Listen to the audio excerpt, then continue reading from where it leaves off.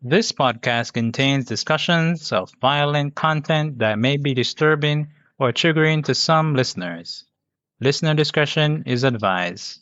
The views and opinions expressed in this podcast are for informational and entertainment purposes only and do not reflect those of the podcast creators. If you or someone you know is struggling, please seek help from a trusted professional or resource. This episode is brought to you by listeners like you, our intergalactic fuel, and the boost behind this mic. Thanks for supporting our cosmic journey through the universe of sci-fi. Here's a taste of what's ahead. So, he asks that. I tell you say that Boone the ramp, you know. Boone the ramp. He asks Dan, say, why they would have need for test him loyalty and ray. You see it like my fire back blow upon them and thing. Answers? Just moments away.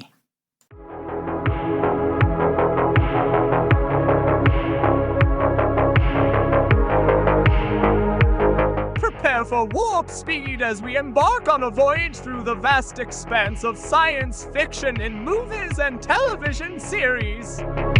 From distant planets to alien civilizations, we delve into the heart of the unknown, unraveling the tales that have captivated audiences for generations. Get ready to unlock the secrets of the universe on Code Flix.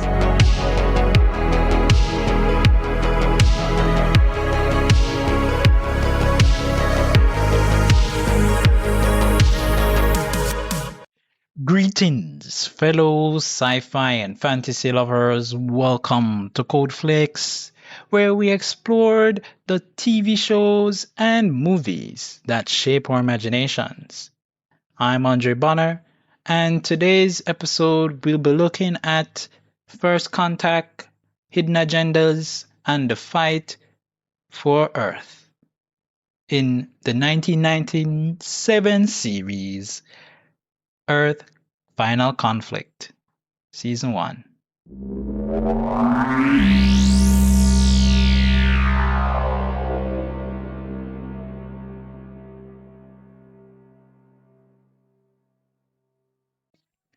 Imagine, if you will, as I was preparing for this episode, some unexpected news came in. The Taleons, who've been on Earth for just 3 years, have decided they'd like to recruit me. They're an advanced alien species, calm, composed, and seemingly benevolent.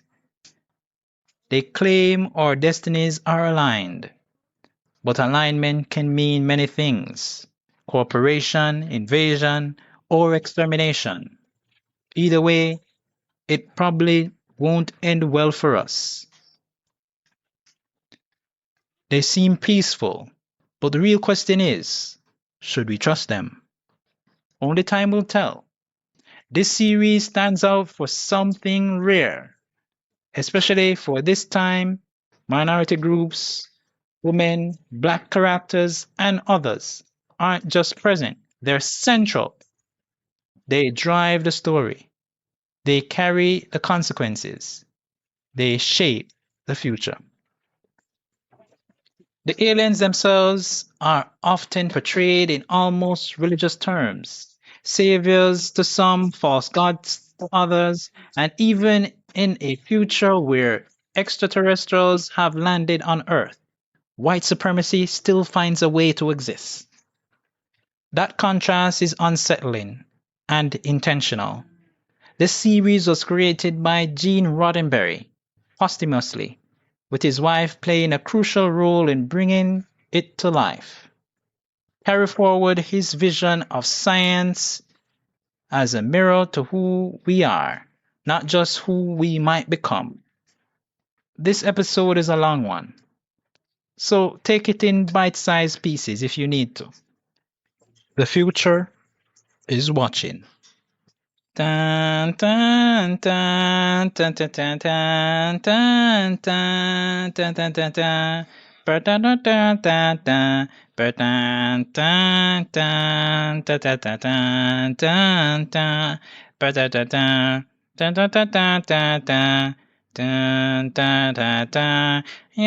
yeah. 3 years ago, they came, forever altering the future of humanity. William Boone's life has been destroyed. A man caught between two worlds, assigned protector to the companions, undercover agent for the liberation. An alien implanted cybervirus expands his mind, controlling a bioengineered weapon of unprecedented power. William Boone searches for the truth.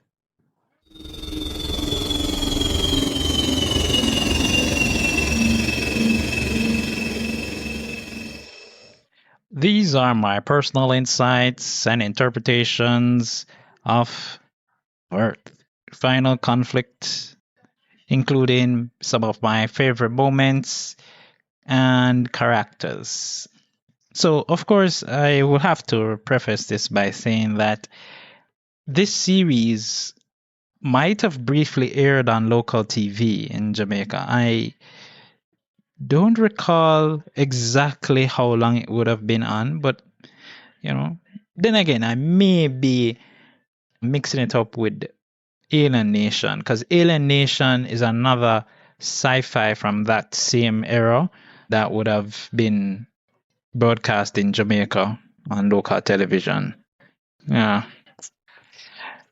It's not lost on me that there is a lot of religious connotations that can be taken from the aliens, from the Taleons, especially with the fact that they have a synod, right? And from my upbringing, I've been to many a synod, and I know that it's a gathering, right? And that's exactly what the Talon commonality is like. It's a gathering of minds, coming together, right, for some reason, right? Which is, most times there are different reasons for coming together, right? But what we see in this season 1, right? And I'm going to get into it, in short order. The Talons, their experiments are pretty odd, because there are moments, especially where, I think around the half part of the season, there was an episode where essentially Talons created a technology, for human beings to use. And it turns out to be an experiment to implant people with CBIs, playing around with their CBI technology in human beings, and also to impregnate some of them as well. William Boone's sister would have been one of the unlucky ones to have been experimented on. But yeah, this series is much, much different from other series in its category, especially because it was one of the first, right? The first of the posthumous writings, of Gene Roddenberry, right? Legendary because of Star Trek. He has been writing and producing and creating series of this kind for, probably a decade or two before, right? And, it's just awesome to hear what his journey was, that, it continues to inspire, people, because, the man was a police officer, right? I don't remember where he was from, but even from that point, under disguised, giving his name as something else in order to produce a script, right, for a television series, right? I don't think it was sci-fi at the time, but that sparked a lot of attention, But yeah, I just have to mention that it just inspires one to think about where you are, even though you're here, who knows, probably in a later life you'll be able to write some serious sci-fi fiction stories, which sometimes, I have to confess I have some ideas here and there. But yeah, I'm going to have to dedicate some time to talk about those things, probably in another podcast and stuff. But yeah, that is where it's at. So let's get into this series, and we are going to be deep in the weeds here. So stick with me as best as you can as I dig into this classic sci-fi. Episode 1, Decision. So this first episode basically, gives us an understanding of what has happened, right? It's been 3 years since the aliens, the Taleons, have come to Earth, right? And they have come with a promise of peace. So them come very peaceably. Them not do no things, them not, all of them things they not seem to be, what they are portraying right now. They seem to want to enhance humanity in, and help us to prosper, right? And of course, it sounds very much like a pie in the sky kind of thing, and not everybody's going to be on board with that, right? Of course, there are others who believe that the companions, as they call themselves, are not really here just for help humanity. And this man, William Boone, he has a lot going on. He have a lot on his plate because he's dealing with a personal tragedy, right? His wife get, killed, and I think thinking about it, how I would feel about, losing my wife.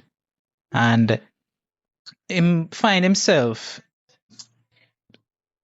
have to be on both sides because he, in being the type of person he is, helped out one of the aliens and ended up impressing that alien that the alien wanted him to become a part of his security team.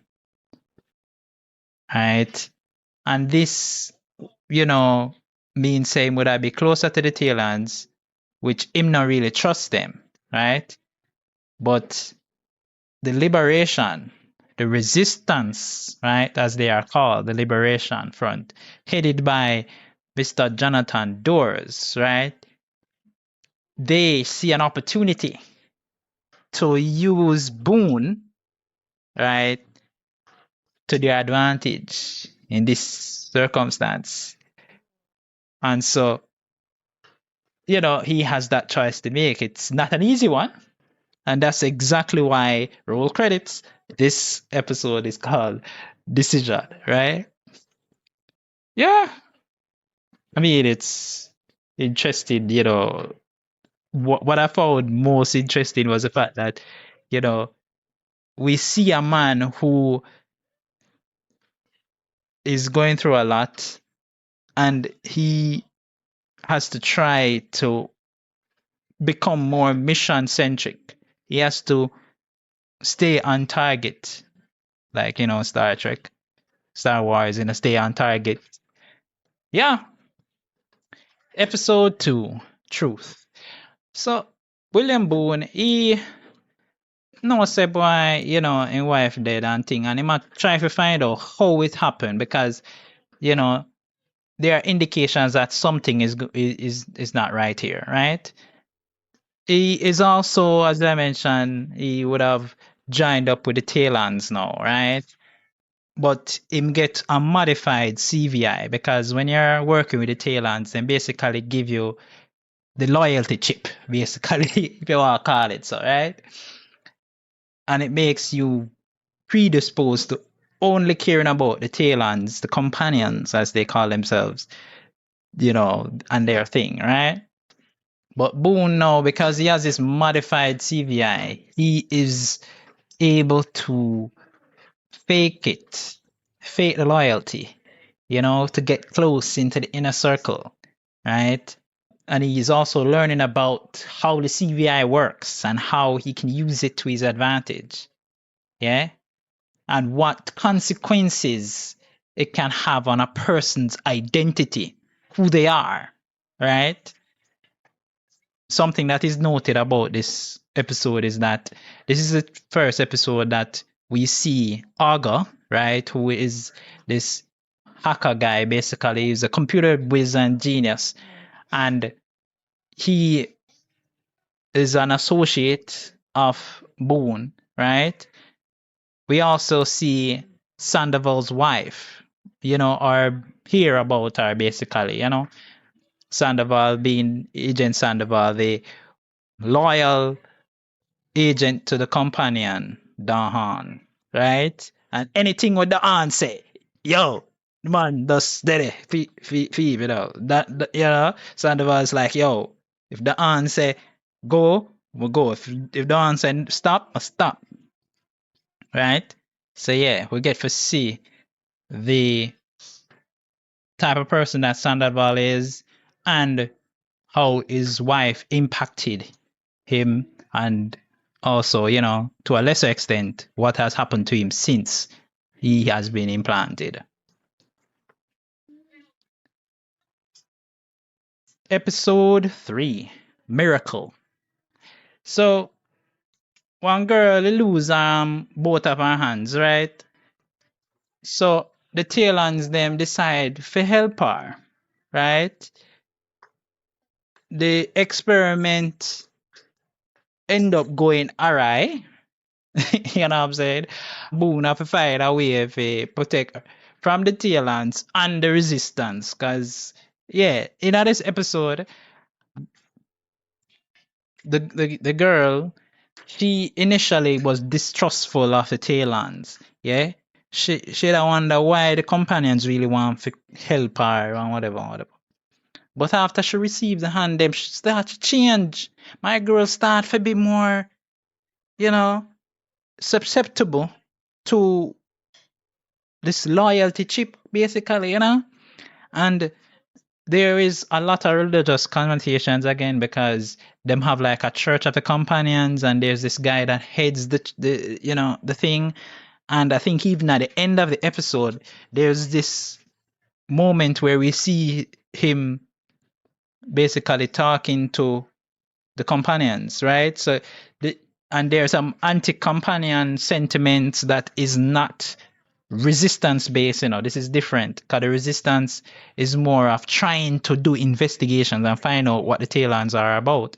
But the way how this anti-companion group stay, them basically don't want nothing to do with the Taleons, they do business what they're there for do, and it just, and we see how humanity is also changed, right? Because of the actions of the Taleons, how they view the companions. Yeah. And I keep using the words interchangeably because the companions are the Taleons, right? But how some people view them, and that's why they're called the companions, and some people just reference them as the Taleons. Yeah. The ones that are more skeptical, that's the way how it is being pushed, right? And the ones that are less skeptical and more prone to being on the side of the Taleons will deal with them as companions, because it's almost like, yeah, I'm afraid, and thing. Yeah. Episode 4, Avatar. So, a serial killer escaped from prison, right? But something about the serial killer is that he's a Taleon implant, right? And so he goes, because it's another experiment, he goes on a rampage, right? Maiming and killing people. So this is where we basically see a lot about the Taleon language, and we find out say Sandoval did try to learn the Taleon language and was disappointed in some way or some part, and him never bother ask nothing about it. But Boone pushed, in his request, cause him must say, well, you not get through, then I mean say me not get through. So him go and go ask Dahan if him can learn the Taleon language to help him to investigate and capture the serial killer. And Dahan acquiesces to his request because him have good logical and reasoning skills, That's how Boone always win the day, right? He's like, Dahan will be like, how is this going to really help you in your duties, Commander Boone? And he's like, because me need to do this, me need to investigate the thing properly, and it's going to help you in the end, Dahan. As a companion and a favor to the companions, I will make sure everything work out. And so most times Dahan is like, all right, Boone, I'll allow it. I'll allow this one. So they have this mythical figure in the Taleon race, the culture, and the Shakavara. And this is where we get to understand a little bit more, as I mentioned, about the language and so on, and how it all plays out, right? Because the language is based on how you feel as well. So it's not just reading or hearing the words being spoken, but also about how you feel. So you have to know how to feel about certain words. You're reading a word and you have to, how does it make me feel? So it's almost like giving the language more context, And this is the coolest thing about sci-fi. If anybody doesn't know right now, if you're listening to this and you are new to sci-fi, let me tell you something. Sci-fi have a universe of possibilities because people who come up with the names and the words and the things in these series and TV shows and movies, they ought to have, something named after them, man, because the work it take to go into do all of that is exquisite, right? Sometimes if you there are some that don't make no sense on a larger scale and only apply to a particular TV show or a particular arc, right? Because after that, then probably have to figure out way of it, rewrite certain things. But when you have to give credit where credit grew, that is what I think, in this case. So of course, William Boone is able to eventually capture the serial killer at the end of it and thing after the man impose some knowledge on him and thing, and further William Boone's inquisitiveness about the Taleons and what their purpose is here on Earth, right? And Dahan would have given Boone an explanation about some of the things, but was not complete, right? At the time of this episode, we didn't know it wasn't complete, but later on, we'll see where it comes back. Episode 5, Old Flame. And of course, when you talk about the old flame, you talk about somebody from your past. Yeah. So Boone,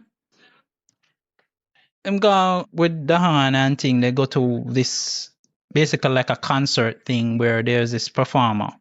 And at first, you have to say, the lady does look normal, and then you see through Boone's eyes that somehow he knows her and he fall in love instantly, right? This is a man that hasn't fully gotten over his wife yet, and this happened to him. So obviously something not going on, right? Now Lily and Aga, them figure out say something up with Boone because him not focus, he's distracted, all sort of something not going on, right? And Boone, because there at the same time there is some kind of robbery that took place and he was supposed to be investigating that, and he's totally head over heels. Him got the woman apartment and I talked to her the next day and she's like, leave, but we can't deal with it right now. Like she basically, running him. Now later on we see her with the Han, and it's almost like there's something up between the two of them, like them know what them are do. Right? Now, as I mentioned before, Lily and Aga, them find some evidence, right, will lead to the fact that Boone is being manipulated, right, by the Taleons, right? Now Lily goes and she tell Boone, say, yo, listen, we see say something not go on and thing, you need to check it out. Boone is, at first, he's rebuff her quick and like, no, sir, that evidence here, it can be interpreted this way, man. So, yeah. And she's like, no, if you really look at it, and she kind of push it and thing, and him, really look on it afterwards, realizing there's something up with it. So him start to think now, why is it that the companions would want to cause this to happen to him? So after waiting a little while, him go to the now and thing in the presence of Sandoval, and he's like, I feel like something up with the CVI, and him start explain about the fact say, him can bring the lady in front of them and thing, and I say, so Sandoval asks, so why you take so long for come to us, right? Can you find out about it? So and so. So why it take so long for you come? So he's like, basically, me know say, yo, it's a loyalty test. And so me did just that roll with the punches cause me realize I won't do. You see it? And like Dahan seemed impressed and thing. So he asks that. I tell you say that Boone the ramp, Boone the ramp. He asks Dan, say, why they would have need for test him loyalty and ray. You see it? Like my fire back blow part there bad thing. That was give one explanation there and thing, but yeah, Boone I watch a thing. This bolsters his thing there because even the resistance, I say, yo, yeah, you know what I'm saying? Sitting about that now makes sense for them do unless them are plan certain things for the human race and humanity. Episode 6, Float Like a Butterfly. So a disturbance happens in the Amish community, and if you guys don't know, if you are not already initiated, the Amish community is another religious community, and they keep to themselves. They believe that certain technologies should not be used, for whatever reason it is, right? I can't tell you because I ain't Amish, but they stay reclusively to themselves, right? They do have, certain, they call it no. They will go out into the world, right, and interact with people. They will use technology to an extent, but them not gonna break certain rules in a them community. Yeah, they're not gonna bring it back to them community. They're not going to be setting up, high tech stuff and gadgets in their community. Now, there are some series of deaths that are occurring that seem very dissimilar. We see a point where some kids were looking at this weird alien object in a barn that produced a butterfly from nowhere, right? A butterfly flew into it, then produced another butterfly out of it. The kids leave the barn and stuff, and then we see it lighting up as if it's doing something, right? So after several other deaths happen, William Boone them go with one of the guys from the Amish community, because of course it have to be somebody within the community that actually tell you if anything are going on in the community. So anything good are going on in the community and they keep it to themselves, right? They're not gonna come out if they go spread that word. So this guy, he's a part of the community, but him feel like say him need some help, right? Especially from the companions them. And of course they send William Boone. So them discover say is an alien probe, right? And of course it have some immense power, right? They basically experiment on the local life forms them, right?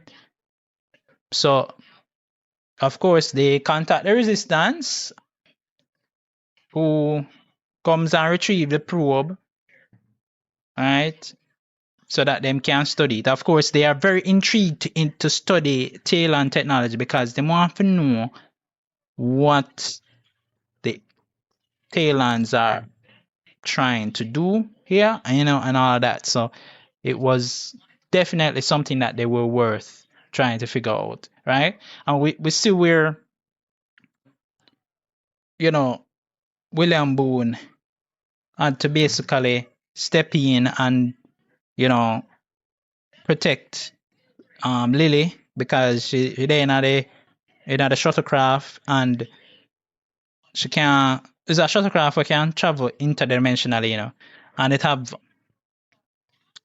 have shields, but the way how the probe produced these butterflies, yeah, it did look like it was it, right? For Lily. They were able to get out of the situation, of course, and that is not the last we see of the probe, right? And its effects. Episode 7, Resurrection. So, Jonathan Doors, as I mentioned, would have faked his own death, right? And started the resistance movement, right? Him do one big thing, you know what I'm saying, which is to show him face in our video, right? For target the Taleons, right? Which was it was a double bluff kind of thing, right? Where he was using the opportunity to ensnare the Taleons into a plot, right? And them have the World Bowl, which is like the American version of football on a global stage, basically. And if, basically make them have to get that's the Taleons them. The Taleon Synod, right? Which we have been seeing where them have like this grouping of Taleons, right? Who they meet up as a council. So now them select among one of them a Taleon that will be responsible, right? More responsible than the An, apparently, because they must say if Jonathan Doors is still alive and all of these things, you can't catch him, right? Then might as well we replace you. So Zahor is him come. The An is relegated to watch as everything unfold. So what happened now is that Zahor is sabotaged, right, by Boone, obviously, because Boone knows say if Zahor try to head up this thing, Zahor mean business, because Zahor now ramp for, deal out some serious things for humanity. He's not as kind as Dahan. Dahan was a little bit more kind and understanding and, wasn't totally against using violence, but know how to do it, yeah? Sound like somebody where we know. But Dan and Boone have one little talk where, Boone, legit just basically say, yo, Dan, between me and you, but may I get out Zahor so you can come back and I prefer you. You know what I'm saying? And I'm like, okay, that was a bold move, Boone, because, like, you see me? Yeah. So the Taleon them have some genetic manipulation going on, you see me? And thing. So that was what was leaked by Doors, right? And it was used to basically change up the whole of the thing. Now, this is also the episode where the resistant headquarters we find the location now. We actually see the location because Boone get invited there by someone and he never know him and Lily, the two of them find out say that's the location. It was a church nearby and you know Jonathan does that going with some things. Yeah.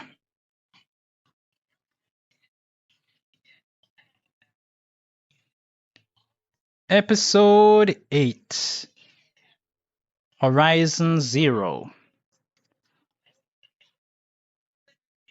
So the Taleons, they would have been negotiating with the governments around the globe, basically stopping them from exploration. Now, under the guise that they have seen it all and they know what they that the humans would want. So them say, what you don't want, I don't want to explore and I don't want to do no scientific discovery. We can show you everything. We only need to know about outer space. So here, why not? But there were some astronauts who are some soldiers that were trained on a mission to Mars previously, right? And so then the time come now for them go to Mars and they were like, yo, what make we not go scrub a mission now just because, some aliens come from outer space come tell say, oh no, for go. You know what I'm saying? That, scrub the mission and thing, you must feel away. So, one of them storm out and thing out of the session with Don and thing, after Don I try to, keep the peace and I try, to calmly tell them, say, no man, I feel bother with the Mars thing. So we get to find out, say that this person, this commander of the mission, is a good friend of Lily, right? And so, they meet up back and thing and, Lily kind of, dive headfirst into the relationship, that she thinks she has with him. She take him up in one of the shuttlecrafts and thing and show him, how it a pilot and everything, And then after that, the shuttlecraft go missing. Right? Obviously, you know who it is, right? And Lily know who it is. And now Lily have to tell them and give a good explanation to Dawn why she allowed a civilian, right, to have access to the shuttlecraft and learn how to use it. Now, Jonathan Doors him like the idea, because he want them to be able to succeed for go outer space and thing. Now, the thing with the shuttlecraft is that it has some mechanisms basically to say, oh, you can only fly in Earth's lower atmosphere, you can't go outside of it. So they have to find a way. So of course, Jonathan Doors having Arga on his side and Arga being the hacker and the guy who can get into systems, he develops a way to override all of that so that they can go to space. Now, Boone was briefed about it and thing, but Boone was trying to investigate the stolen shuttle, of course, right? And so them go at a location eventually, Lily gets out of the location, of course, because, she can't be seen with them, right? And when Sandoval and Boone try to run down the commander, in the shuttle with them people and thing, they take it out of space. But of course, Agent Sandoval never expect that because he must say, them are just bounce off of the atmosphere and come right back to us. I would just capture them. That wasn't gonna happen. They ended up taking photos of outer space and sending back to Jonathan Doors. And Jonathan Doers shows those very photos to William Boone. We get to realize, say, the Taleons basically have a base on the moon and they have spaceships, a mothership up there. And that is why they did not want humans to go outer space, because they know, say, the jig will be up.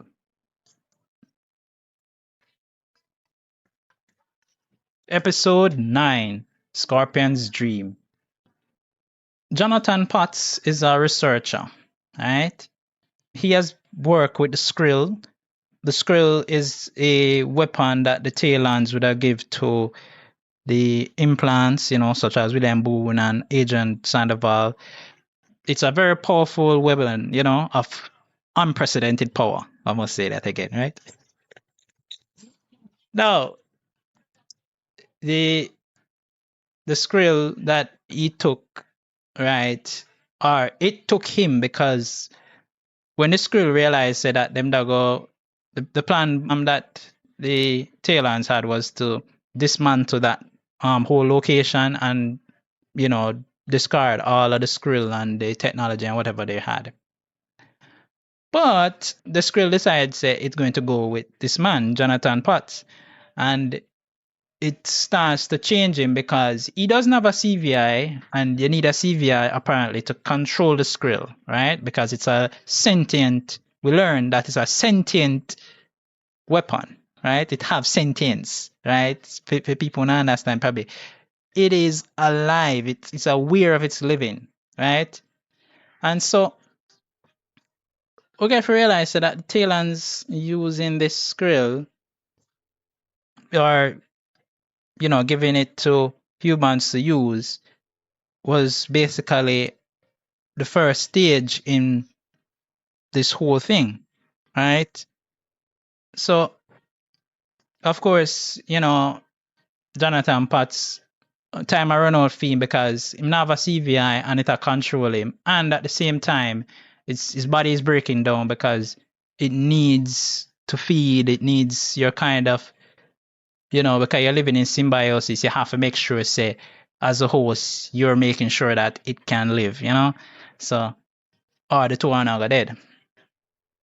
Now, it only attacks because it's frightened and afraid. So it tries to attack William Boone and Lily and whoever is trying to come after it. And William realizing or learning, on the way in these investigation that, hey, I saw the Skrill them stay and stuff. And up to that point, we didn't even know that Skrills could make the host dream. So, of course, Sandoval mentions that, hey, when me ready, I get some dream there, see? And so this is what helps William now to kind of bond or understand why the Skrill did what it did. It just wanted to survive, like any, sentient creature wants to. And so he found a way in which, to free the host and as well as, free its children. Right? Which was a really, really impressive way of doing things, Yeah. Episode 10, Live Free or Die. So Dahan gets kidnapped by some participants in some Taleon experiments, right? They would have been some military guys who have undergone some weird experiments, and I said weird experiments, right? And the synod say, because the kidnappers them want, them to release some comrades who were in the experiments as well and things. So, the synod, them not negotiate with humans, of course, right? And so them willing for to go on to the next level, meaning death, right? Because in their culture, no being is more important in that way. So to them, it's like they freely will give up their life to protect them race, basically, on their way of doing things, right? So Dawn was ready to give up the ghosts, literally, right? And one of the man them, who the actor is, one of my favorites as well. He's coming from Sci-Factor, right?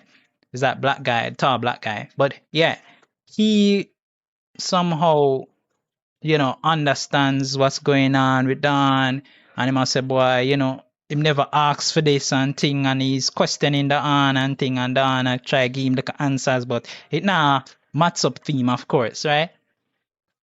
Now Don realizing say the synod now go intervene, right? They might allow him death.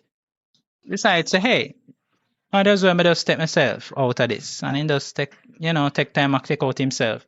Now, William Boone, he would have been, using his way in and thing, and figure out a way to get in and thing and find the location where Dawn is being held and stuff. Him not tell nobody else, he not tell Agent Sandoval. I think he did tell the resistance and things. So the plan was basically to try and extract the on because they don't want nobody else replace the on, right? Because yeah, we better work with the evil, rather than the one that we don't know. So eventually, they when them question William Boone about it and thing, and William say, part of the resistance and thing, and you can get them in on the resistance thing, and thing, just fight a different fight, for a different reason. And they must say, yo, I not agree with that. And I'm saying, what we want now, and we not be up to, right? However, later on, Jonathan Doors shows up at the location, right? And thing. Now, at this point, Agent Sandoval figure out what's going on, and decide to follow William to the same location, right? So he's hot on the heels and things, so they have to try to figure out a way to get out before everything go down. So then they are will himself to die, and so the same black guy we talk about will him decide say him want to go as well. But him a go out him own way, and rush figure back off, some of the guys that might come with Sandoval now and thing, and he end up being apparently killed. And I say apparently killed because later on in the series, he is much, much alive. Right?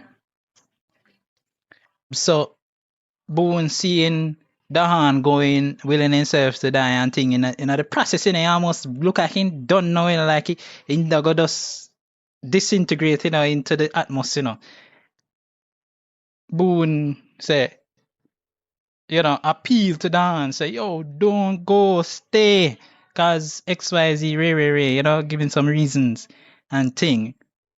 And Dan will himself back to life. I mean, this was seriously crazy. You know what I'm saying? It was almost done, It got, he's out the gate, basically. And no, it does will himself back to life.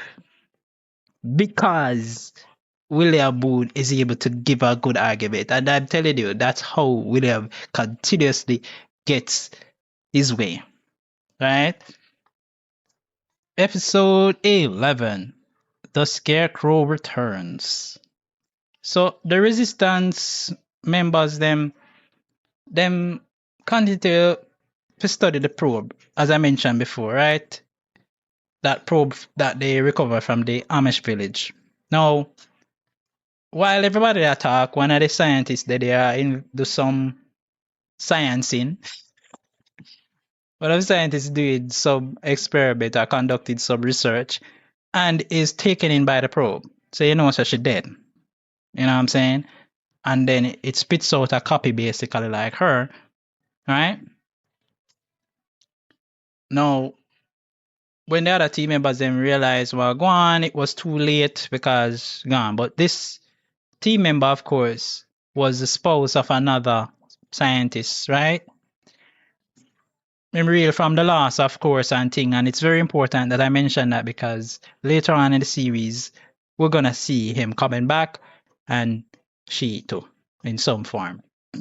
Now, the team decides that they have to find a way to communicate with the probe before it's too late. Because what's happening is that the probe is now sending out this signal that's giving away the location of the very secret resistance base. So they have to figure out a way now for, you know, thing there. Now, Dahan, you know, mentions now to them, you know, to William and Sandoval and so on, say, but they keep, you know, in the dark because not even Sandoval ever know, you know, but the probe is from us. We sent it to, you know, do some investigations and such and yeah. The probe do a lot of damage, you know, because, you know, couple members of it, you know, the team get killed and thing. There was a confrontation between Lily and the scientist that was replicated, a replicant, and yeah, all them things there. So yeah, when they eventually got the probe that's done, they were able to deactivate it using a device that they put around the probe and stuff, you know, and that stopped the probe from doing any other thing. Yeah. Episode 12, Sandoval's Run. So Sandoval, you know, is one of the implants who is very loyal to the companions. And in such a way is, you know, totally the lapdogs, you know, like a lapdog of the Dahan and stuff. Now, he has an issue that comes up where his implant starts to break down. And this is where, you know, they get to tell you, oh, you know, the implants, you know, start to break down at a point and whatever. And even William Boone is worried, you know what I'm saying, about his own implant, you know, and what will happen. Now, what is so crazy about this episode is that Sandoval leaves their custody because they might realize it a breakdown and thing, and them trying to keep him from essentially becoming human again and having his feelings and all of that, as well as trying to find a way to fix his implants, right? He escapes, you know. Okay, you know, plan usually go according to, you know. So he finds his wife, right? He seeks out his wife. And in finds his wife in a mental institution. It's almost like he didn't even know. The part of Sandoval that we're seeing now is his human part. Doesn't know that the CVI part or the implant part actually put his wife into a mental institution, had her committed to basically keep him, you know, himself focused on the task. And that is why he was so, you know, you get to understand now why he was so cool with just saying to Boone, say, yo, you know, I kill your wife, but I did it for you. I did it to make you a better worker. You know, you were, you know, because you were so focused on your wife, but no, you never will take up the job of a companion. And it would be the same thing that would have happened for Sandoval, but in his case, he did it to himself, right? Did it to his wife. So after one whole rigmarole and them hunt him down and thing, he gets to the resistance because he finds that the only people who him can really trust, who him don't really trust at the same time, is the resistance. So he gets a man out there and thing, and of course, you know, them know the situation we're going at the resistance, right? And Boone, you know, try to get him to basically come over and things. So Boone basically, you know, I try to find out what him know because him implant know, him CVI know, and know he's human. He should be able to relay this information. But Sandoval kind of hold, the thing and say, hey, listen, I want my wife for okay, I want one to take care of her and thing. No deal unless you can promise that. That is the way how the man was like, yo, we have the thing locked down. This is how the thing go. Oh. So of course the resistance promises and thing and little after that, and think I never really want to go back and become reimplanted, but they convinced him, through his wife to get him reimplanted and stuff, Yeah. That was a sad, moment there in the episode, Yeah, make you feel all the feels, especially as a married man. Think about it and be like, yo, bossy, I don't know how me da manage if me have to do that, Why would I want to do that, to myself and to my wife? You know what I'm saying? Have her committed as a mad woman, and she's not mad. She ain't crazy. We'll be right back after these messages. This episode contains discussions of violence that may not be suitable for all listeners. Please listen with caution. At first, they told us it was a gift. Guidance, progress, a helping hand from above. Most people believed it. Most people still do. But this podcast, it isn't sponsored by benevolent overseers or polished agendas. No monetization, no approval, just a signal from those who started asking the wrong questions. The necessary ones. If you're listening, maybe you felt it too. That quiet sense that something doesn't add up. That the truth isn't being handed to us, it's being filtered. Share this transmission with someone who is ready to wake up. Leave a comment so we know who's part of the liberation and who's still watching the skies instead of the ground beneath their feet. Every listen, every follow, every share, it weakens the illusion. The Taleons didn't give us the future. We have to take it back ourselves.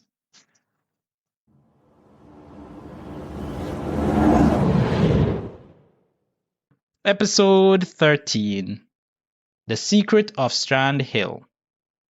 So, there is Asian Taleon artifact that basically spurs this whole investigation now because apparently a Taleon scientist journeyed to Earth thousands of years ago. And that's why I said earlier on that the claim is that the Taleons just come to Earth 3 years ago. But now we get to realize that the Taleons them have sent, someone, scientists to Earth to study humans and their culture and their ways, right? And funny enough, the name of this Taleon scientist is Mahel. And Mahel is the name of Gene Roddenberry's wife, who is in the series as Dr. Beckett. Right? Did I mention that before? Okay. Anyways,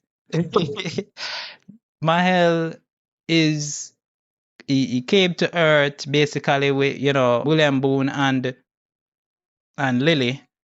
They both did some investigation and through a series of puzzling challenges, they were able to find the tomb that had Mahel in it, right?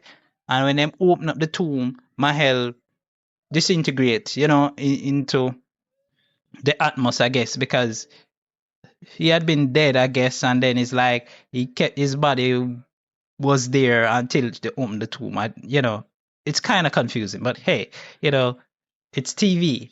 Now, what is funny about it is that they found what they were looking for, right? With what they were sent to look for. The data device, the storage device that the scientists would have left because them said something critical. Even the Taleons were like, yeah, we need to know. The An say, yo, Zahor say, yeah, we need to find out what is Mael's last message basically to us, right? Because we not get no, there was no way for them to communicate, I guess. You know, they just sent him, and they lost him, and now that them find him body and find his data tapes, you know, they can get that information out, I guess. So, we also get introduced to Sibian Beckett in this episode. She is a implant from Ireland, right? Very Irish in the way she talk and thing. And she seems to be a different type of implant, more a little bit akin to Agent Sandoval, but she is more willing to admit that with her implant, she's able to also be human in such a way she can feel and think. And she initially analyzes the team and basically just stick to Agent Sandoval. And you know, in another episode further down, we will be able to see why it is that she was so, you know, close to Agent Sandoval. Because I think should have been more close to William Boone because he's more in touch with his feelings, I guess, as a human. And to me, it feel like there is something to her. Yeah. We're not going to spoil it yet, although I'm going to give her spoilers, but later on we're going to find out why it is that is the case, right? I must point out that this episode was also nominated and won the Best Original Score award for dramatic series at the 13th Gemini Awards, right? Yeah. So when they find the data tapes, Mahel is there talking about don't come to Earth, you know, the Earthlings, you know what I'm saying, Ray, and thing. And basically I say, yo, them people here, not take them lightly, cause them different, you know what I'm saying? And so for a moment there, we thought that Boone and Lily would have get it out and to the resistance without having to involve the Taleons. But by the time they reach up, because they had dig underground, right? That's where they found the tomb and thing.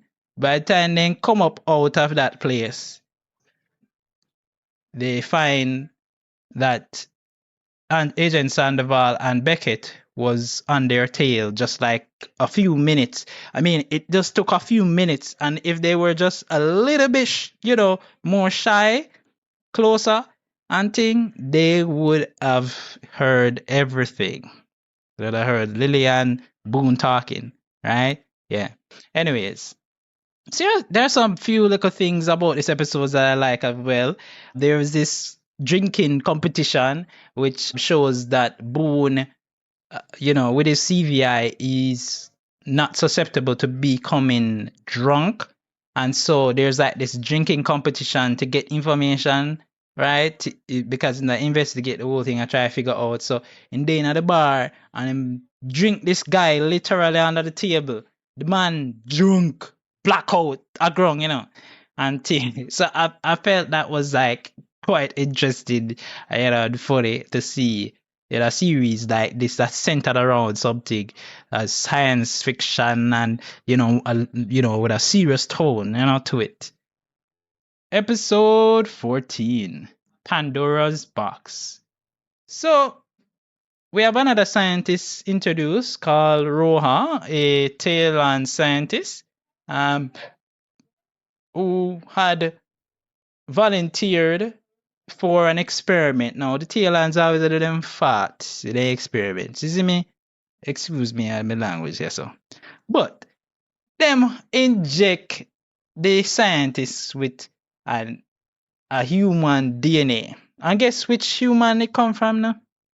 The same human that I spoke of, that black guy, his name, he was the dance former kidnapper, right? It's the actor's name is Maurice Wint, yeah? So he would have, as I said before, apparently died, but he appears to be alive and kicking well, in a sort of a way, he is on a bed in a comatose state and thing. But yeah, you know, he somehow has developed a psychic link with the scientist, and it makes this scientist, this Taleon scientist, very aggressive and homicidal. Yeah, he goes on a rampage. I mean, it's bad enough that the man is a black man. I know them portraying his psychic link to be homicidal and thing there, but to explain it though, that it doesn't sound too bad, the Taleons even recognize, because Dahan recognized that the fact that Rohan is able to fire an ancient vestigial organ, right? And if you know anything about evolution, vestigial organs are organs that might not have any functional use currently in the evolutionary state, but previously, in some form you were able to use it, like the appendix. You know what I'm saying? And so in this case, the organ that they have, vestigial organ that the Taleons have, is a sort of a weapon, right? And it's very, very powerful. It's like the skrill, right? And they don't use the weapon anymore apparently, and so they don't say in can't use Femon, but apparently the DNA, the human DNA, has awakened the use or the consciousness to be able to use it, and so Roa is very dangerous, going around doing all sort of homicidal stuff, even taking out the captain.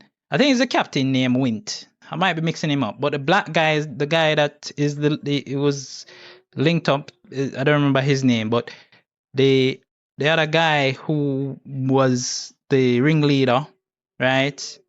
He would have been killed by Roha because he might attempt to interfere, right? Because Roha go at the same location where the black guy they lie down on the bed and basically staring at him, that kind of weird stare, like, you and I are connected in some way, but I can't kill you, I can't do nothing. You know what I'm saying? That kind of way. Yeah, that is what it comes down to.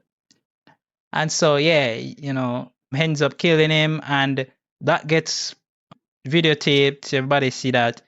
Now, I'm mentioning this because this is going to play off later on in the series, you know what I'm saying? So I'll talk about that a little bit more.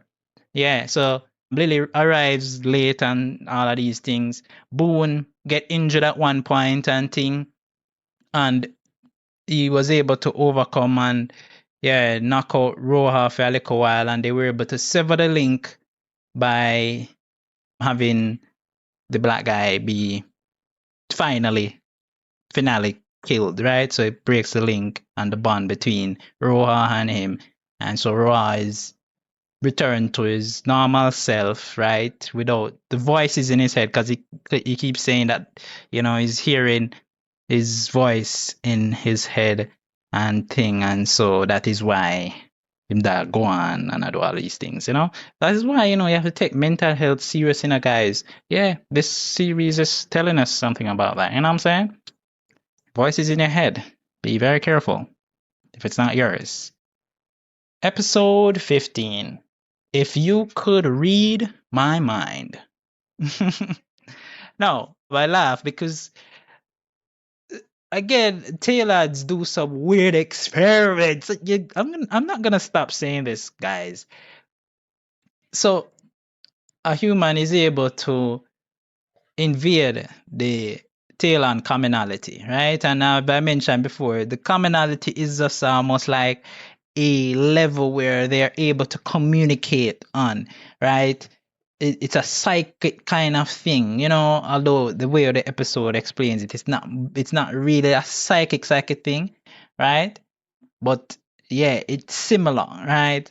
And so, of course, this means any little secret where them attack on the line, guy's almost like an open channel. You know, you're on the telephone, you're on a Teams call, and everybody's hearing what you're saying. Yeah. So she's able to hear all of that, and she basically demonstrates that ability, you know, with all of the Taleons that she meets. You know, even Zahor, she tell Zahor, say, the way how you am going, I go only lead to destruction. You know, that kind of, you know, psychic TV kind of psychic will tell you, say, let's tell you some vague something, and you're like, huh? But it's not really that vague, because from what we know of Zohar, that may be the possibility, right? And I have to be honest, it may happen in the next season, you know, or whatever. Anyways, so Boone, he must say what go on and thing, and he must say, you know, it's very interesting, because what she knows, she could help us as a resistance to know more, because that's what Boone is all about: investigation, gaining knowledge on the tail and, you know, threat and whatever. So, you know, of course, he might link up with her, and she'll tell him everything about him too, because she can, you know, sense things about him. And she knows exactly what's going to happen based on, you know, who she interact with. She might not know exactly when, but she know them little thing there. So she tell Boone, say, may I forgot transfer my consciousness to you? And he's like, no, I don't think so. You'll be able to tell us straight up and whatever. But that doesn't happen. What happens is that Agent Sandoval, he subcontract out the work for kill her to this guy who is a master of disguise. And when she goes to address some, you know, some people at one event, this man set up one poison pen that can only kill her, right? And activate it, and maniacally laughs. I don't know why he would do that as an assassin and thing, right? Unless he did intend to die at that point. Because as soon as he did that, Boone saw him, and, you know, Boone just blow him away with him skrill, right? By the time them look, she are dead and thing, and Boone a whole her and thing, and say, let me get you to, you know, and him carry her go to the secret location of the resistance and thing, and basically come down to, yes, Boone has to, you know, lie beside her, and them transfer her knowledge and stuff of, you know, the commonality into Boone, right? Of course, Agent Sandoval, knowing what he done, wanted to make sure, say, the job was done complete. So he asks Agent Boone, he asks Boone, say, hey, you know, what to thing there? Can call him one at a time, you know, right? And he's like, you know, but they're at the hospital with her, man. But the next moment, like, no, man, they're at Dr. Beckett yard, Dr. Beckett place and things. So they ended up going there and thing, you know, beat it up with them and thing. So it was just, you know, interesting to see that, you know, they had to kind of hurry up and get this thing out and thing before them know and thing.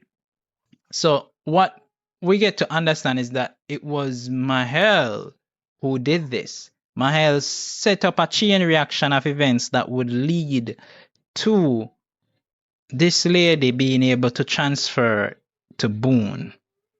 That's crazy, bro. That is crazy. Episode 16. Wrath of Achilles. So, Jonathan Doors, Arga, and Lily, them did dip on this whole thing of saying, yo, we can use one virus for attack the Taleon embassy and thing. And we can make sure, say, yo, with us, show a force upon the Taleon, say, listen, we have the ability to be able to overpower the systems and if we make no one do a. So basically that's the plan that they have come up with. And I mentioned those names because Boone ain't a part of this. Boone is like, yo, guys, I don't think this is the best way to do the thing and thing and thing. And fortunately or unfortunately for them, Boone was right. Because as soon as they launch the virus, it gets out of control. And it causing a whole heap of issues, mass casualties and things. Lily and Dawn them did a go out on the shuttlecraft and thing. The shuttlecraft get infected, and when they try to contact another location like Washington, it went down too. So it whole of the Taleon facilities them on Earth start to malfunction big time, and it leave Dan and Lily in a crash in a one forest jungle kind of thing happening and stuff. And so that means say, well, Dan is exposed and Lily life might be in danger because she get hurt. Now while she dead there now and thing, she a run down and I tell Dan say, go save yourself, can me finish one thing and re. Dan is like, listen, hello. I'm not gonna allow you for just run me or nothing because you are in danger too. Huh? And I am even in more danger without you. So why would I leave? Yeah? And Dan proceeds to help Lily for save Lily life. Eh? And because Lily was, very forceful and more like she say, she never really cared about the Taleons then before, but now this Taleon is showing an overwhelming feeling, almost a change Lily mind at this point, yeah? Now, Sandoval and Boone, them attempt to restore the systems, them and thing, and the systems that attack them because, it's fighting this virus, right? The system is almost sentient, and so it's fighting this virus, but at the same time, it perceives them as a threat to the system, right? Which it rightly should, and it starts to, do all sort of something to get them out and thing. Now, Boone come up with a dumb idea for, go somewhere and thing. Not really dumb, but, at the time, Agent Sandoval ain't with that. It's like, yo, we just need for just find the an and just make sure I say we think that, there's nothing we humans can do. Only the Taleons them have the power. All hail the mighty Taleon. All hail them. It's almost like he's just doing that. You know what I'm saying? Now, it was kind of true. The Taleons were the only one who could fix this issue. Even Aga, who recognizing say input Lily's life in danger and was frustrated about trying to get the thing to to solve the problem and to reverse the effects and thing, couldn't do it. And basically threw him hand up in the air one day what they're gonna do, right? At the same time, Lily and Dawn were being pursued by some people who, I think it's a resistance, them come for Dawn because that was a plan to separate Lily from Dawn and thing. But when them hold Dawn, make sure say them ready for take her to them location and whatever. The Taleon mothership shows up. Yeah. The Taleon mothership that we saw earlier on in the series, near the moon, it actually shows up now. Everybody is seeing it now, right? Because it's scary, And then there was something interesting that I found that the Anne uttered a phrase, right? That to me seems very ominous. It's like, what follows is going to be worse, right? And then the ship shows up, but he's in touch with the commonality, you know what I'm saying? So him supposed to know, say, the ship will come and it'll go save them from the virus. But I don't think that's why, at least that's what I'm thinking, maybe, yeah. But anyways, we can talk about that a little bit more. But yeah, it saves the day and then it vanishes just as fast as it comes, it vanishes again, right? And thing. So that just happened. Everybody realized that happens. Like, yo, you know what I'm saying? Everybody else say, yeah, the Taleons they did have warship, man. That's fine. That's cool. But for the resistance and for other persons, they're like, yo, we know there's something up. Now we say them will do this. What would they not do with that mothership? Them have a mothership that's so close by, ready and waiting. Something, you know what I'm saying? Them a plan something big. Something was going on. Episode 17. The Devil You Know. Now, this episode, the Taleons them have a brand new powerful weapon, right? We can destroy technology. Now, it gets stolen, and Jonathan Doors attempts to buy it from the thief, right? But what really happened is that the whole of this was staged by, you guessed it, the Taleons, right? For bringing in Jonathan Doors. Now, Boone never know, initially, he was told at the last minute, say, yeah, we'll go for Jonathan Doors because this plan that we have was to ensure that, we get Jonathan Doors. Now, what happens that, mal up the plan or, make the plan kind of stray a little bit was the person who they use as the thief or the double agent is actually Lily's father, who you can call it saying come back in a younger brother body. And a black guy to that too. Because he's a white man, right? You see. And him basically dies and then put him, consciousness, I guess, into a black man's body. I don't know where they get the black man from. But yeah, then get a black man there and then using him. And so when Lily goes into the situation, she gets caught up in it. And her father trying to protect her, stay away kind, still care for him daughter. Him, have her there and thing with him. So the whole time them a look for Lily and them not know that are the resistance. Boone them a try to go after the thief so that them can bring in Jonathan Doors now and thing. So this is Zahor's plan, Now, as I mentioned, Zahor have different ideas to how to do things on Earth. Different from Da'an. But in this case, it was Da'an and Zahor that kind of basically, agree on the plan, I guess. Because Jonathan Doors is becoming a problem to them, to the Taleons, so they might try to snuff it out and thing. Of course, as we say, it never got to plan.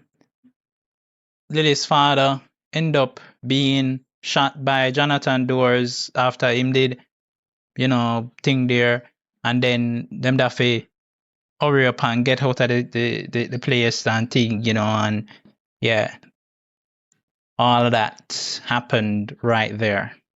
And Lily mourned her father, of course, because, before she had certain feelings towards him. Not very nice feelings, most persons have certain feelings towards their parents and thing, and, and now in death, she has different feelings now, seeing him die in front of her and stuff, and how he protected her while he was even working. Yeah?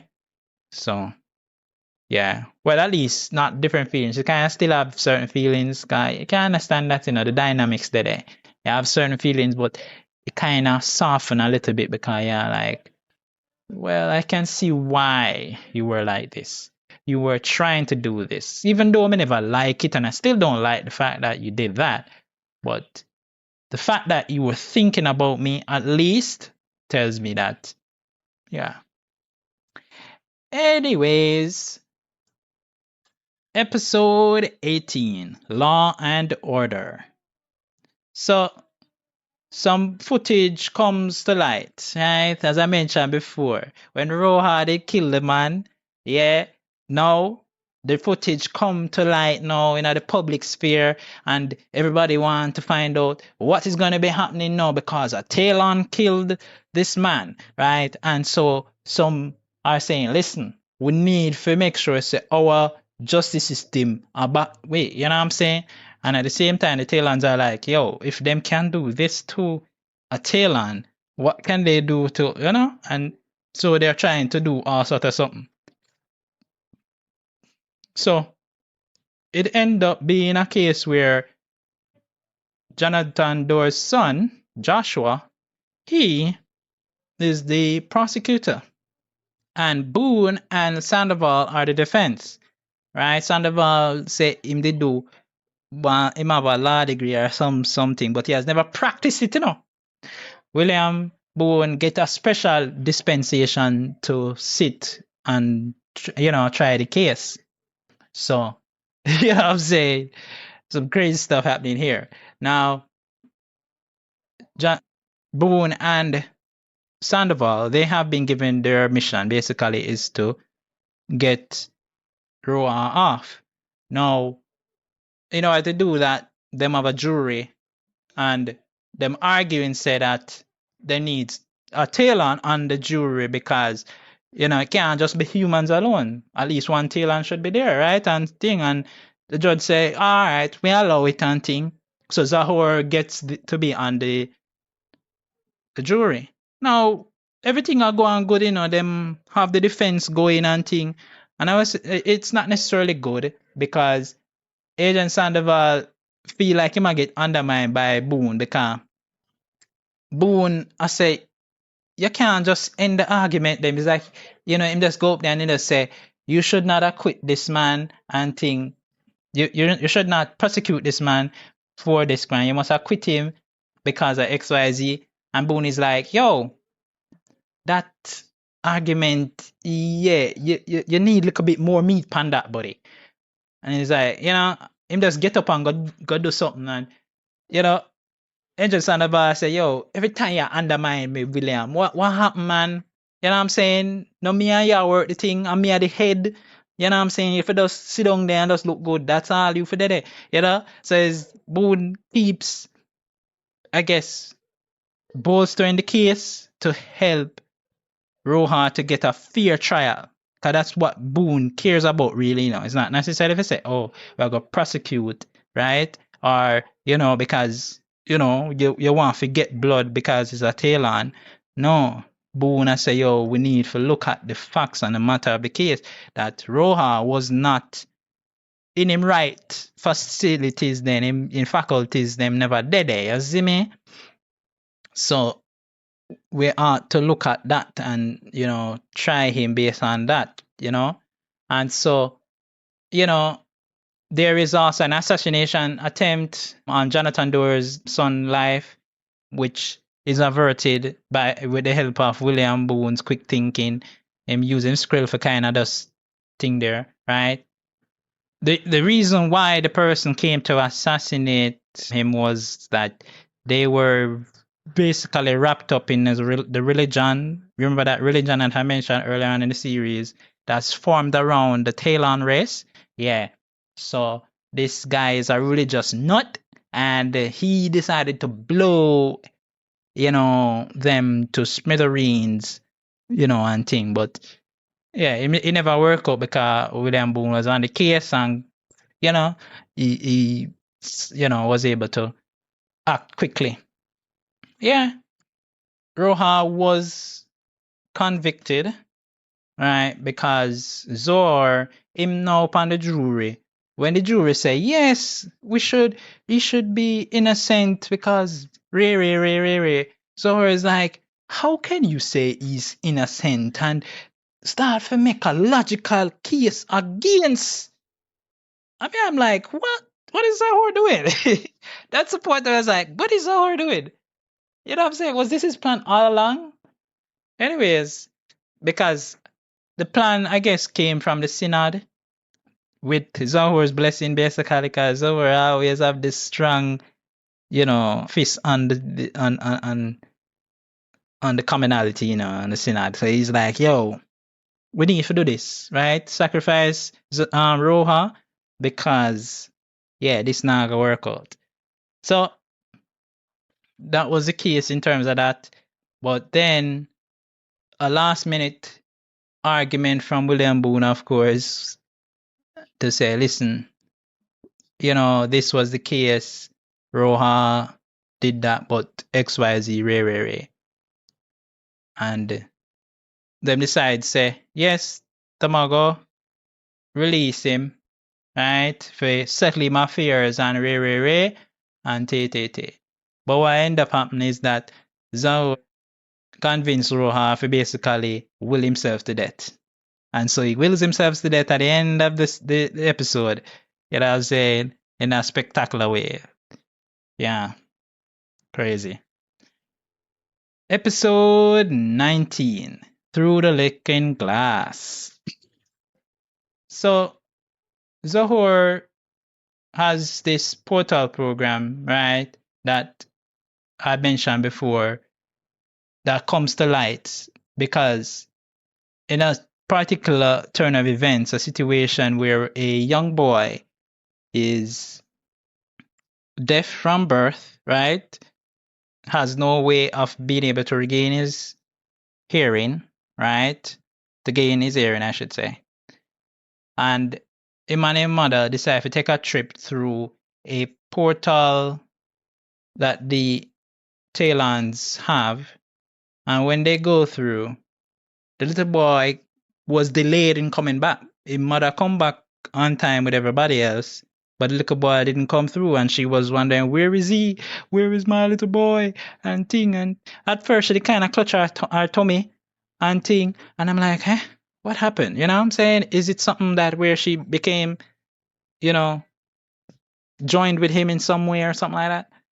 But then we get to find out that after the delay, the little boy come back, and the little boy can hear. After he's put to be examined by Dr. Beckett second, because now we get introduced to a second character here who's a doctor, you know. Bellman, sorry, I said Beckett. But Bellman wasn't there. She was off on something. They had a good excuse for her being out, I guess.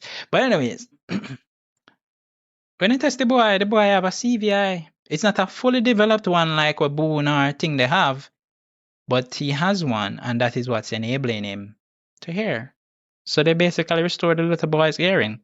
Now, that would be, you know, kind of okay and benevolent if they weren't doing it against people will, right? Because William gets a call from his sister. She wants to see him. She comes and she drops the bombshell. Well, I'm pregnant. I left my boyfriend about 3 months ago. I'm find out I'm pregnant the other day. When then check it out after the lottery, right? Because it never seemed like nothing at the time. It was good news, great news. A baby is on its way, right? Great news. What if I find out, say, the Taleons performed an experiment where they inseminated her with a baby, right? Inseminated her with a baby. And it's because she went through the portal, of course. And William finding this out when he might investigate this, everything, in look and upon the names them of the different subjects of the experiment and get to find out, say, him sister is on the list. So, he's distracted because of that now, because when the resistance find out that this is the happening and thing, they want to get to the bottom of it. They want to find out where do the people them go, where are they doing these experiments, right? And so one of their own, the same scientist who lost his girl, when the fellow scientists then were to the probe, right? Remember that episode? He volunteers, right? And it's almost like a suicide mission, because he knows that if him get caught, that's the end of it for him, But they allow him. They say, cool, because he's the best candidate, because what the Taleons use, there's certain criteria. If you're intelligent, certain things about you, where if you're a genius, basically, you can, and as a scientist, he's a genius, bingo, he's the best candidate. And so he goes through and then make sure so that him no get sedated. So them use something for control that, for keep him awake, so that he can see where he has landed and all of that. So he finds himself in a location, right? And it's, I can tell you, he's aboard the Taleon mothership now, you know. He don't know that yet, but that's where he is at. And, you know, him see everybody, him see the process of them being cocooned and, you know, everything that's going on. And he escapes out of the cocoon and thing. But when him go do that now, that raised alarms because them find out, say, yeah, one of the subjects they're missing. We go back. And so then Zohar enlists Agent Sandoval and William Boone, who had no idea, right, about the whole thing, right? Assumingly. And him go up there and look for the scientist and thing, and I call out his name, you know, because I know him name, of course. And I call out his name and thing, and can't find him and thing. But then his sister show up because she went through again the portal and end up there. And William see him sister and thing, and he's like, yo, you know, can't believe. And so who show up same time and be like, William, what are you doing? You know what I'm saying? It's like, yo, you're supposed to look for the scientist. You ain't supposed to be here. And you know, because you're supposed to be loyal to the companions. Once him said that, you're supposed to move. So that's always the same, not move same time. So we're watching, you know, and things. So he move little afterwards, but when he move, he kind of, you know, face off with Zawar like him and say, yo, if me could have boxed it on, you know, I box it on, you know. So, yeah, eventually they find the scientists and they find out, say, them depend on the mothership, you know, that's Boone and Agent Sandoval, them go up to one level where it's like out on the outside of a ship, but, you know, they're in a airlock kind of thing, so them can see out and thing, and them see where them see the moon and everything, and they see the earth, so they know where them there. And so Boone couldn't do anything because, you know, it's like I could have get the scientists out at the same time. So when they return with the scientist now and a question the scientist, you know, because him know say the resistance, you know, this, so I must say, yo, you know, you're gonna tell me or whatever, and it's like, yo, you know, man, you know, I might give them the usual excuse, like, you know, I don't know about that and re. And so them say, all right, since you won't tell us, that's Zahor, we have other ways for you to tell us, you know what I'm saying, that our agent Sandoval now, we have other ways. And so them will take him now for carry him go another location using the same portal system again, the way though. Now, unbeknownst to them, but known to Boone, the resistance are watch. So them want to extract them man now because him have a lot of intel and they don't want him get, you know, they don't want him to spill the beans. So they, you know, they make sure say, yo, them have someone to extract him from the situation and thing. But when Agent Sandoval see what going on and thing, him rush now with the scientists to hold him and carry him go in a portal, but not realizing, say, once him step into the portal, things could happen. So what happened is that Agent Sandoval, him get sent to the location where them expect, but the scientists end up going through to Washington. You know, and so you get to escape, right, instantly. You know what I'm saying? So yeah, that was kind of funny the way all of that played out. I mean, and here we can see that there's a whole lot that has happened now. There's a reversal in certain things. Boone is now under scrutiny now, you know, in certain ways. And he has been, you know.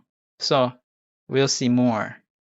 Episode 20, Infection. So a deadly virus gets unleashed, right? This is like the outbreak episode of a series so far, right? The season.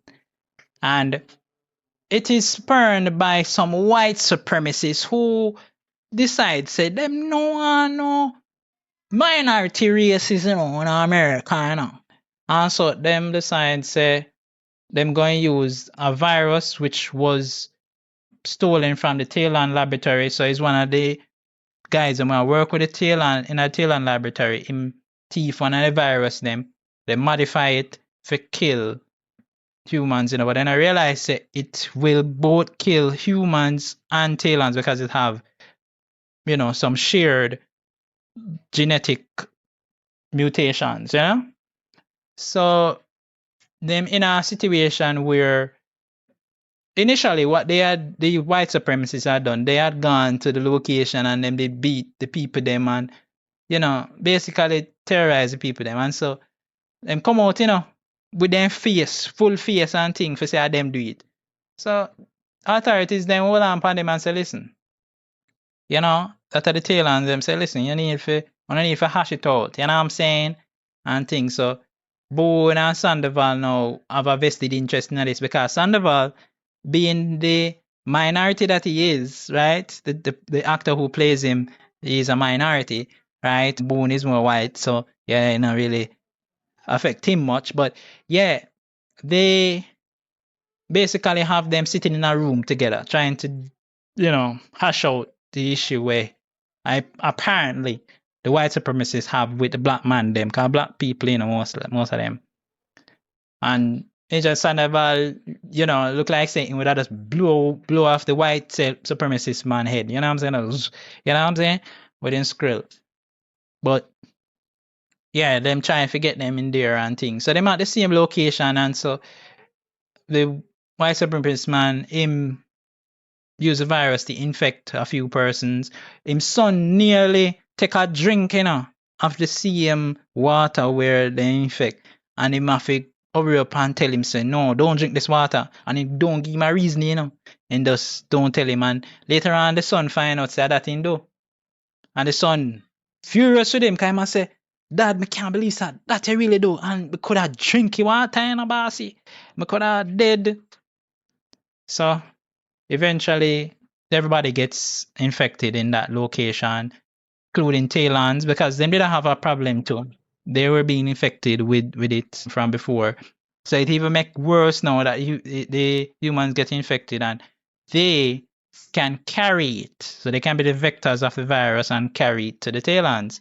Boone himself get infected, but of course because of his CVI, him can slow down the metabolism, so it don't affect him same way. But him, Dr. Bellman now, who has returned, them try to figure out how to get a virus made and thing. The Taleon scientists and Zahor upon the Taleon scientists back with a whip like, you need to find this quick because it'll kill we half and thing and rare and stuff. And the Taleon scientists like, might we enlist some humans to help? And it's like, no, not enlist no humans. So, if you don't enlist no humans, so yeah, go help. Because what turns out to happen is that it is William Boone's DNA that helps to cure everybody, right? Because William Boone, being the smart man that him is, and reason say if him slow down his metabolism just enough without killing himself, him can be able to stop the virus and thing, and and the virus dies and thing, and so them was able to use his blood to thing there, and he was able to do that now with the help of the hand, by the way, because he almost dead, and they try to bring him back, and they couldn't bring him back with their human stuff, and the hand was there, and the hand gave him one touch, almost like magic, right? And it basically revive him and thing, and him come back and stuff, and he's able to treat the hand with the same thing and treat the couple people died, couple Taleons died, but both races get saved this time. And of course the Taleons synod them remain very tight-lipped about the probe have a role in the incident will happen, right? Because of it, right?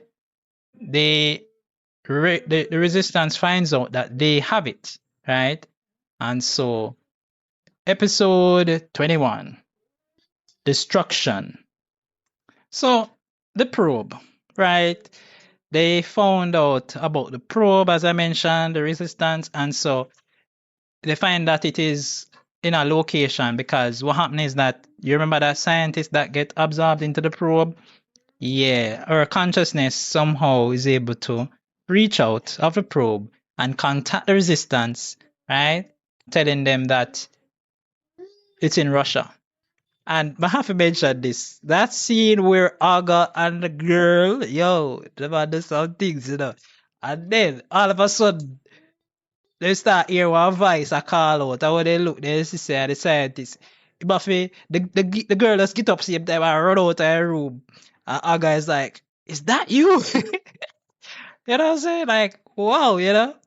And so they, you know, with the help of that, we were able to locate the probe, you know?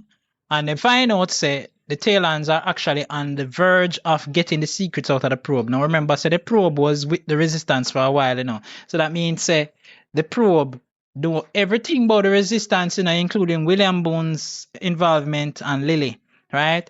So it'll go bust out big now, right? So Michael Sloan, which is a former decorated sergeant, right, who turned mercenary, right, man selling medal for put up a wall, basically, you know, a monument to his squadron. He is enlisted with, you know, to the resistance. Of course, you know, them have to pay him big time, you know, because I'm money him deal with. He decides to help, but he is committed to help when him hear the scientist guy who said him a go after him lady, the same lady whose consciousness who reached out, because if she is even there as a consciousness, that means him can reconstruct her and can get her back at least in some form, right? Oh, you know, what would you do for your love, eh? What would you do to see your loved one again after you find that you have lost them? So, of course, the primary mission is to go and, you know, take out the probe, download everything with upon the probe, because it also will have intel upon the Taleons too, right? And then the secondary mission is for the scientist guy to be able to download in girlfriend out of the thing. Yeah? Yeah? Anyways. So that's Boone, the scientist, Lily, the mercenary guy, right? They all embark on this dangerous mission into the territory and thing, right? They, you know, with the help of the guy, they're able to get the shields down and them get into the location, knock out a few guards and thing, and then they're able to get in to where the probe there in the room. Now, the scientist guy is successful in getting his lady out and thing and all good so far. Then put a self-destruct on the probe, download the contents so them need heading out now and thing. However, in a last ditch attempt, the scientist guy gets, you know, mortally wounded, right? And so, you know, in his way of coming to save his girl, him end up giving up his life.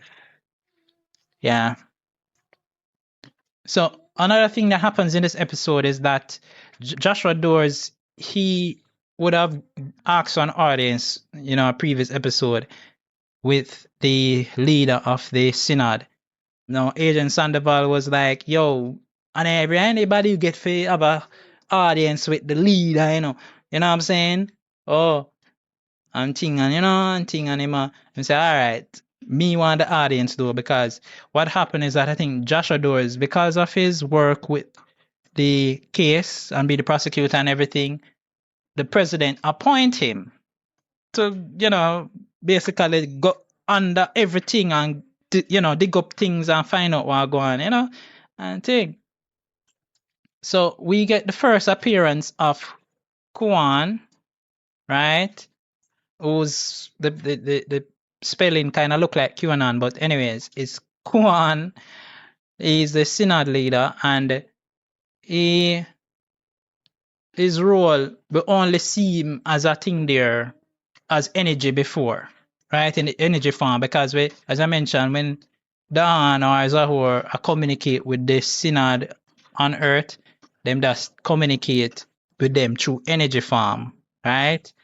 And so now we're seeing the actual figure, right? And thing. And him confront him straight and, say, yo, why we feel like we're fair, running down for information and thing. And the leader is like, I didn't kind of explain and thing and whatever, and so and say, all right, we're gonna give you the information and thing. And it's like, all right, we'll give you certain information, but not everything. Yeah. So yeah, it is that kind of episode, guys. Yeah, coming down to the wire, right? Episode 22, The Joining. So some divers, they discover an ancient Taleon artifact again, right? So it turned out to be a container that has one of them Taleon ancestors, right? Now, one of the guys, them now, him decides, say, him like how it look, right? So, one thief or broke in now, basically take it, right? But when he open it, then he realize what happened now. Before him coulda blink, it basically made a replicant basically of him, and you know what I'm saying, and encase him it's almost like in Star Wars they have the carbonite and it get encased in carbonite. Yeah, that's the kind of look that it has on the body. And of course this ancestor is called Agel, right? We get to find that out when Boone gets charged with investigating what's going on with that. And while that are going on and thing, you remember Beckett, right? The companion, the Irish companion, she would have stuck around apparently from that episode. And she and Lily that catch up, I guess. And she asks Lily, so why you don't want to become a companion protector like me? You know what I'm saying? Why you don't want to move up the ranks, right? You're there a level, you're there a level here, right? Why you don't want to move up the level? And she's like, I'm not interested. This is not my thing. Of course, yeah. But Beckett figures something out because she then goes and finds some information from one of the other agents working with Lily and basically ensnare Lily into doing an action. That action being that she left her location on the building to go to the resistance hideout. And when she got to the resistance hideout, who did they watch her? Beckett. So Beckett see her go in, but don't know how she disappear, right? Because she seemed to disappear, and thing. Now, as I mentioned before, a whole heap of things was happening with Hagel transferring from body to body and, encasing people into thing there. So when they find out, say, Hagel and, find out, say, they have to get Hagel and thing, Boone end up in a confrontation, a firefight, right?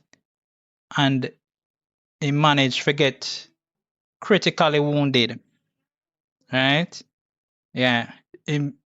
He saved Beckett because Beckett almost got taken over. Agent Sandoval would have gotten taken over and using his form came to Beckett when Beckett made the discovery that Lily is a resistance spy. And that means that whoever worked with Lily, like Boone, would be a part of the resistance, right? And so she basically lay out everything and tell him, but she didn't know say the agent Sandoval that she's seen is actually Agel. And Agel, finding out all of this now, of course, is amused by all of this, you know what I'm saying? Because he find himself being an enemy to the Taleons. And so, yeah, right before the firefight, impregnate Beckett, and they find that out later on when time they examine her and thing and realize that she's pregnant. Now, what we see is that Boone, they now want tank, almost like a Bacta tank from Star Wars, right? Yeah, trying to get healed and stuff. And then we see Zawar goes up to the tank, and it seemed like him vaporized Boone. Yeah. So, of course, this season ends on that note where basically don't know what the baby is that Beckett is carrying, and we don't know the ultimate fate of William Boone. Yeah. Guys, this season of the episode, I don't know how to sum it up, right? The best way I can sum it up to say that there is so much that I'm learning about this series overall, and I feel like this is one of the series that you have to watch more to kind of get a lot more in, right? But the fact that the storylines for season 1 seem so solid, I have no doubt that things can only get better, right? But my usual disclaimer, if you enjoy this, right, please let me know in the comments. Let me know if you want me to do season 2 of Earth Final Conflict. I'll go through, right, as steadily as I've done with this one, right? And I tried not to miss any beat. And if I have, please let me know in the comments.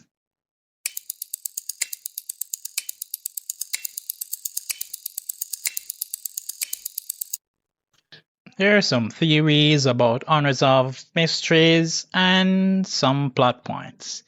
So, of course, I have to balance it a little bit because, as I mentioned, this is series 1, right? Season 1 of the series, Earth Final Conflict.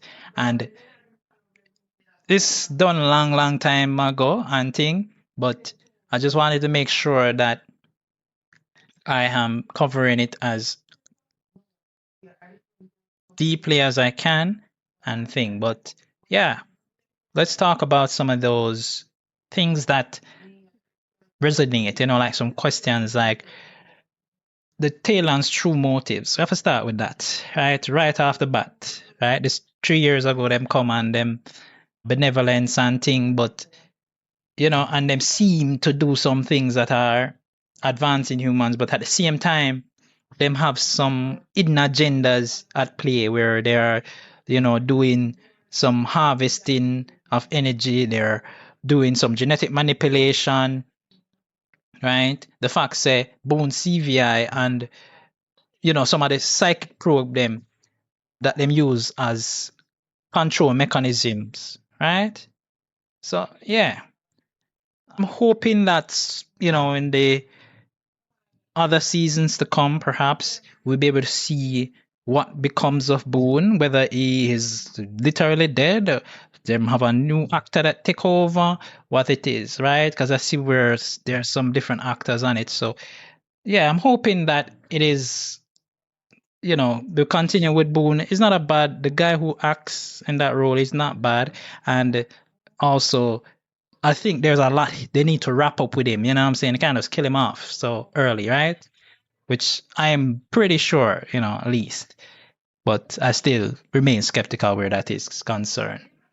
Yeah, because we need to know more about the Taleon commonality, right? That hive mind that them have. And why it is that their exploitation of Earth is not fully defined yet. Yeah, it might be for plot reasons, but yeah, there's a little bit more that needs to be explained there. All right, so the CVI and its implant effects and control. So the CVI, right, as I mentioned before, it grants some seemingly superhuman skills, right? And it seemed to also erode your free will because the fact that Sandoval is so loyal, but if Boone never have a modified CDI, what would happen, right? What would happen to Boone, right? And it's because of the resistance that him have, right?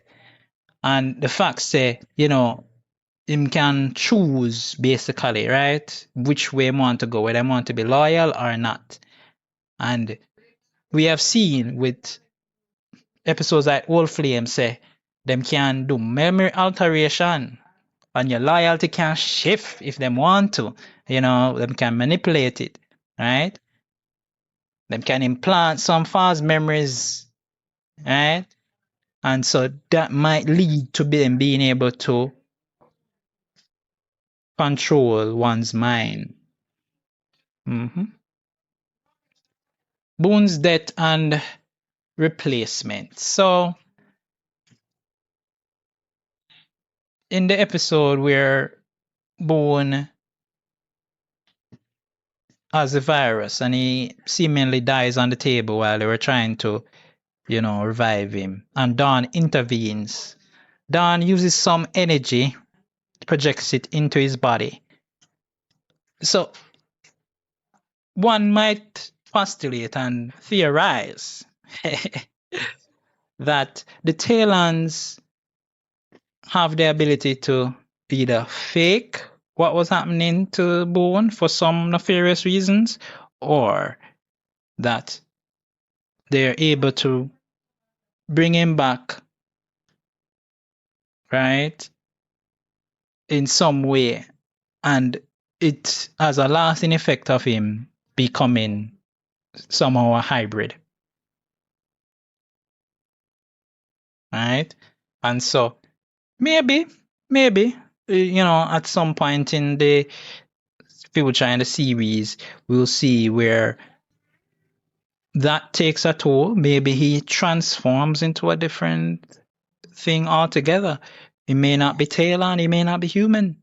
Who knows? All right. Resistance and the Talon internal politics. Now, Dahan seems to show a lot of empathy towards humans, and often going against the synod in some spectacular way, right? Is he a rogue or some kind of faction within the Taleons who is trying to avert sudden destruction, or unnecessary harm and suffering to the human race?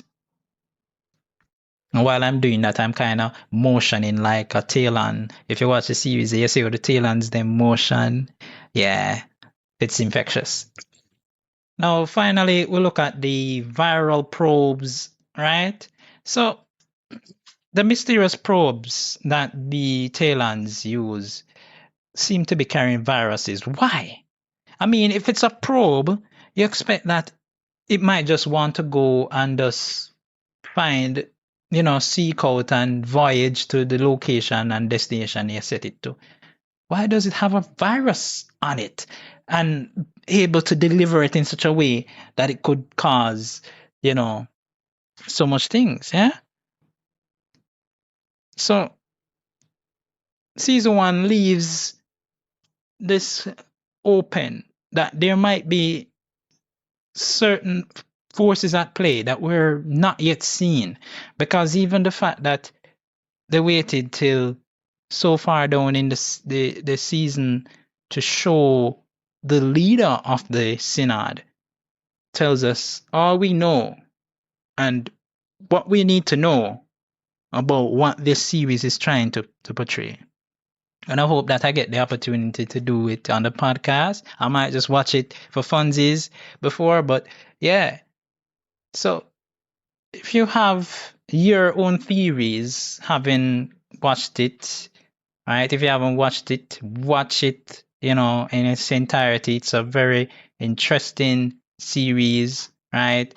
And then you can come and you can attack me in the comments, or you can let me know if you agree with what I am saying here. So share your favorite, moments and your theories in the comments.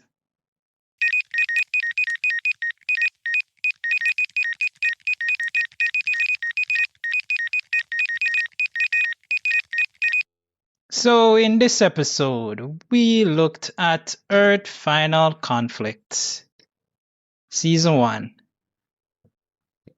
First Contact, Hidden Agendas, and the Fight for Earth. As I mentioned before, this series was a genius move by Gene Roddenberry after his death, by his wife. Imagine she just basically would have gone through all of his stuff, his notes and everything.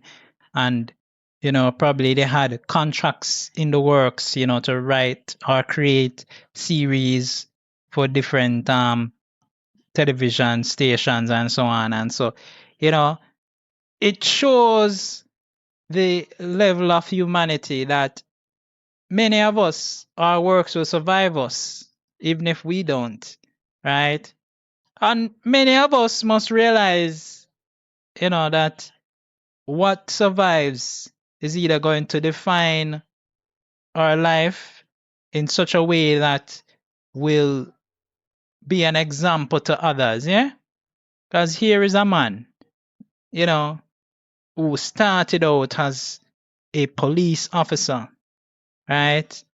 And he became a legendary creator of sci-fi series, I'm a Trekkie by the way, so say boy, may I go boost my thing, right? Star Trek, right? And may I talk about, some real good material, right? Things that to this day people still have discussions, and this podcast exists because of that, right? That we can be, wondering about what a universe would look like if a race of aliens, naming themselves the companions, come to the Earth to basically do what? We don't know at this point, but whatever it is, we know say it not good because so far there's certain things that don't look too right. And of course, we're not shy from reality in this way. That's why this podcast is here anyways, right? To show a mirror of reality. Yeah. In our own little way. Because I tell you, this might have been a plan for me from the beginning of this series. I would have mentioned rather, that this season of the podcast, I would have wanted to do a few major sci-fi series, which I have done. Stuff like Fringe, the Cowboys in Space series. What name? That one. Yeah, you know what I'm talking about if you're a regular listener of this podcast, right? Yeah, and Earth Final Conflict was on my list that I could not go through this season of the podcast and not do Earth Final Conflict, right? And this being at this stage, I believe is going to be a latter episode in the podcast, close to the end of the season. And so I am very ecstatic. I'm lost for words. Yeah. You know what I'm saying? Because I'm a fan out right now that may actually do something like this. Yeah. So I never expected to do it in this format, but I'm glad that I am doing it. I'm glad that I've done it, and we can move on, right? Because there's a lot more series and movies that I want to do, and I'm hoping that if I don't get to all of the ones that I have planned and the ones that I don't have planned as yet, right, that at least it can be said that this is what we stand for. This is what we are hoping to bring forward. With all the things that are happening, we can be assured, because you never know what tomorrow might bring, right? I don't want to end it on a downer, but a lot of things have changed, especially since the hurricane last year, right? At the time of this recording. And so I have to be very, very clear that though this podcast has been through a lot and we don't know what the future might bring, this podcast isn't going anywhere soon. That's all I have to say about that. So I really do hope that you enjoyed this episode. And just remember, leave a comment if you have. That's the best way to boost the algorithm. Make it know, say, hey, other people need to hear this. Yeah?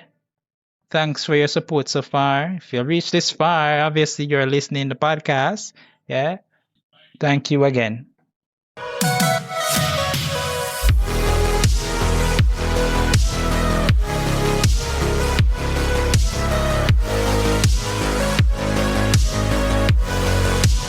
That brings us to the end of this episode.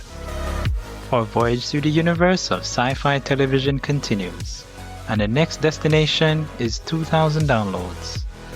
Your support means everything. Stay engaged, share your thoughts, and let's keep this journey alive. Until next time, stay curious.